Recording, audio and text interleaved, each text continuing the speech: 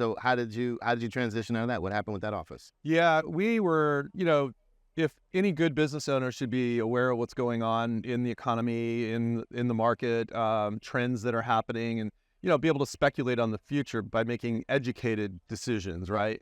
And about 2006, we saw, when we had stated asset, stated income loans, when, somebody making $8 an hour could get 125% loan to value on a $400,000 home, we knew, investors were buying stuff up sight unseen and they weren't getting rented. And, we saw it coming. And so, we tried to be responsible and everything else. And we had some other things going on, with a partner that didn't go so well. And so Partnerships are tough. yeah, it was tough.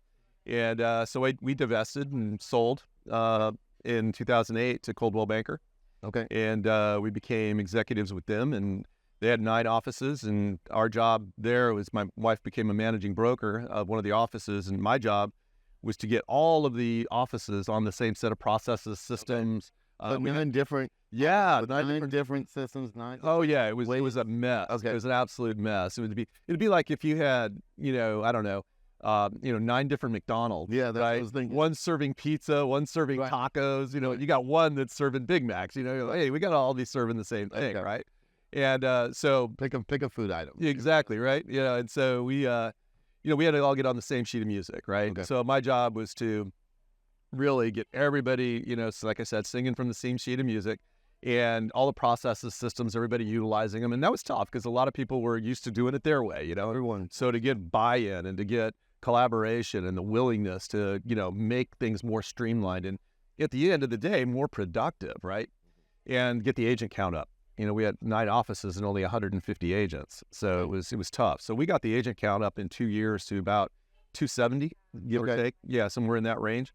And so once that happened, we were able to sell Coldwell Banker as well. It was set up to sell. So we did that, and then I So started you got like the Midas touch. I think it's just, whatever. I mean, that's I think a little strong. I think there's just things you do that work, and I didn't invent them, right? I just go to work every day and I do what works. When Tom Ferry talks about rip off and duplicate, that's what I do.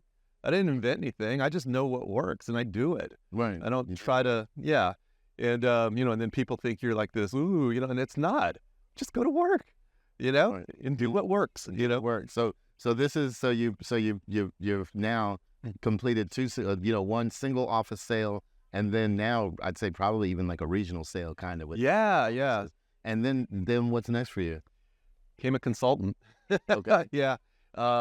Actually got out of real estate for a couple of years, did some IT consulting, and but then an opportunity came back as the market started to come back a little bit. I took over a Remax franchise. Okay. They were bleeding. They had 2 offices and only 15 agents, and were really bleeding money. And so we went in and put processes and systems in place, and put training and coaching in for the agents, and got them productive, raised the rate of retention, and the existing agents raised their production. In addition, we recruited several more agents.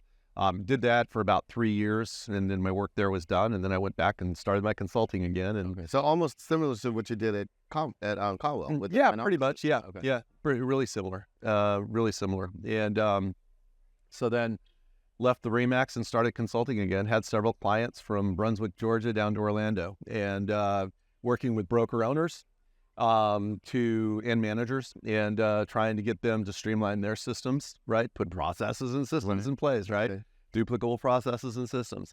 And then offering the opportunity to put together training programs for their agents on a collective level. And then if the agents wanted it, one-on-one coaching to put that training to work for them, right? Right. And so that was my gig for about 3 years, and about 2 years. And then one of my clients said, "Hey, we want to partner with you." And I said, "Oh, that sounds intriguing." Okay. Tell me And more. Yeah, and I think I'm kind of an artist at heart. I love taking nothing and molding it into something. Mm-hmm. And so the opportunity to go in there and grow a business again was just too much for me to resist. You like the challenge. Yeah, I love. I'm competitive as heck, right? And I do like a challenge. I like when people say, "Oh, this can't be done," and do it. And I think we have a room full of people like that, right? I mean, you hear the testimonies of these people here; they're just amazing. And so I think, a certain degree, I'm like that, right? So can't do it? Watch this. Right? Let me show you. Hold my beer. Right. Kind of thing. And so that's been really, really fun. So we grew that business up. I became a partner in the business. And then... And that was a traditional real estate brokerage? Yes. Yeah, okay. Pretty much. We were set up a little differently. We had this new idea where we had more of a concentrated leadership. And what I mean by that is most brokerages, they have a broker. Right. That's and no offense to anybody, this is just reality. A lot of brokerages have brokers that are agents that need a paycheck, and and they're good agents, not fantastic agents, but just somebody that wants a paycheck and that maybe can lead, right? Right. And that's fair. Okay. That's the majority. Yeah. Pop brokers. Yeah. And there's nothing wrong with that. I don't want to diminish that or demean that in any way, because that's not my intention. That broker is usually good at like maybe one or two things, right? At leading people. So what we did is we thought the idea of, in like some of the big box companies, for instance, for technology, you got to call an 800 number or something like that, or you have to purchase your own and you outsource it. Right. Right. And we came up with the idea, well, what if we invested in our leadership? Could we attract top agents, top teams, and grow internally because our agents have access to those subject matter experts? So what we did is we hired one of the top brokers in the area. We utilized my skills for training and coaching. We had an IT professional, a technology expert, and a marketing expert. So we covered all of the bases with right there, accessible people for this. Right. Be the one-stop person show. Right, exactly. So everything. Yeah. So when an agent called and said, I need help with, social media, we had somebody in-house that was an expert at that can help them right then, right there. They didn't have to go watch YouTube videos. And they could if they wanted to, right? But they had access to subject matter experts to, assist them in making their businesses profitable. Right. Right. And so, man, it really worked. It was really, really strong. We recruited like crazy and recruited productive people. I don't know what your brokerage is like as far as, percentages of top heavy or whatever, but most brokerages are very top heavy in their production, and most of the agents produce very little, if anything. Nationwide. Right. That's normal, right? Yep. Again, nothing wrong with that. 80% of our agents were producing, 2.5 to 3 million or more. That's pretty good. Right. Yeah. In Jacksonville, that's good. Yeah. Okay. I mean, we're not a luxury, area, at least what we serviced, right?